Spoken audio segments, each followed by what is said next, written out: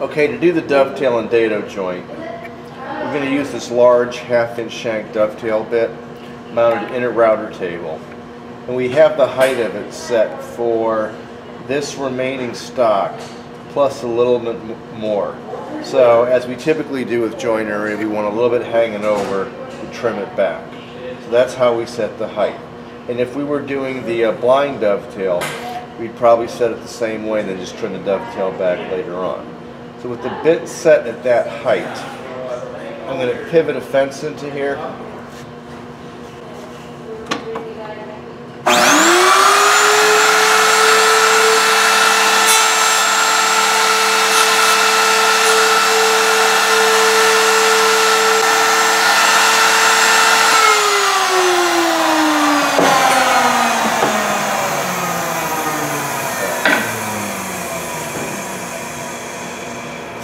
So when I cut this, I want it to come straight down to a point.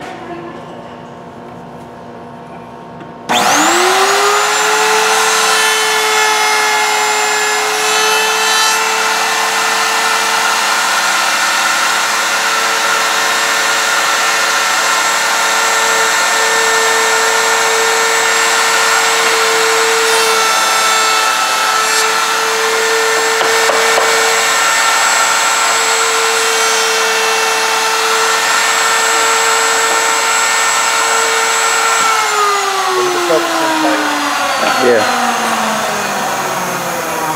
Down here.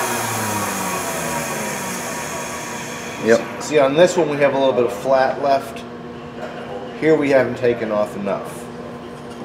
On this one, we're way below the surface. There we've taken off too much. We want to find a happy balance where we're doing just a little bit of both. So this was mine, so I'm going to take a little more off of this.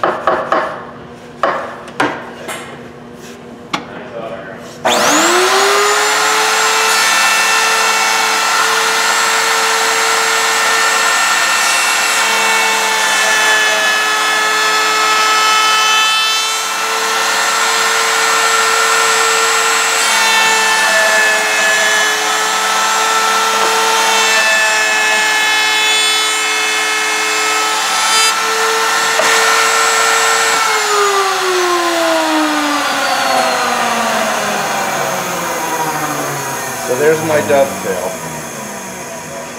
I use this piece as a backer to prevent blowing it out. And to trim this piece back, I'm going to set my square for the width of it.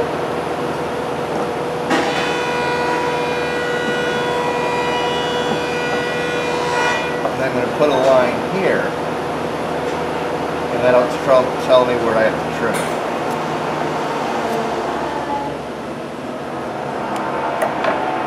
So when I go to cut this, I'll cut it here and here.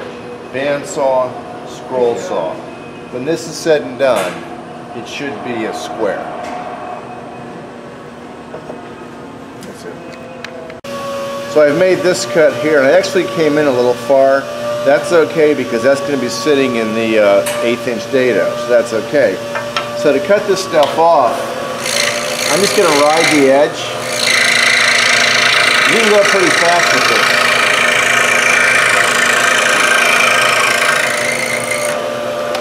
this, because the blade's going to pursue the least path of resistance. So there you can see where it was, the two flat sides, and they're still here all the way, but it just cut off really easily. So now this piece is ready to set in. To lay this out, I set it in my groove, and this part's important. Slid my square up there to make sure this is 90 degrees, and then I scribed my marks. I set my square for that,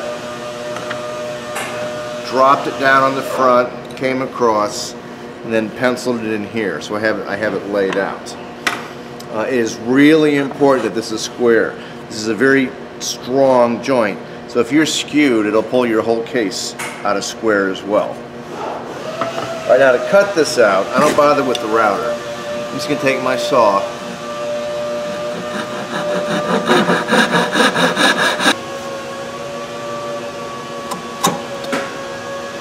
Remember, just taking little bits off.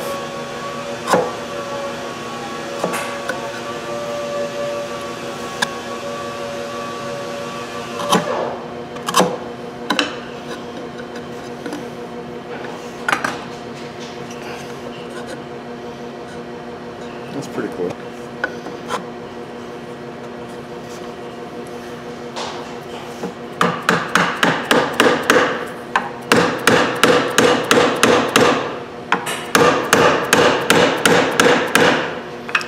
I need to go a little bit further, but you get the idea here of how this joint's supposed to come together.